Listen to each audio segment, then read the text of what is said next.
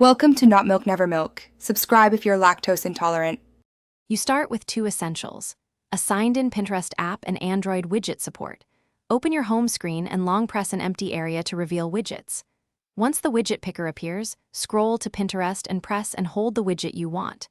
Drag it onto the home screen. Make sure to drop it where it fits and leave space for resizing. If the app prompts for permissions, grant them now so the widget can access your profile, boards, and recommended pins.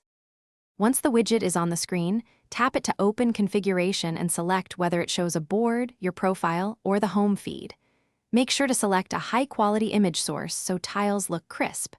After selecting, resize using drag handles, wider for multiple pins, square for single pin focus, so the layout matches your launcher grid.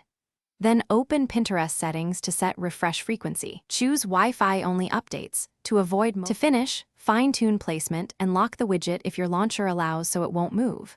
Once done, give it a few minutes to populate. Widgets pull in data on a schedule. If you see a blank or frozen widget, force stop Pinterest, clear cache, then re-add the widget after restarting the device. Make sure battery optimization and background data restrictions are disabled for Pinterest so refreshes run reliably. That single step prevents most update failures and keeps pins appearing smoothly.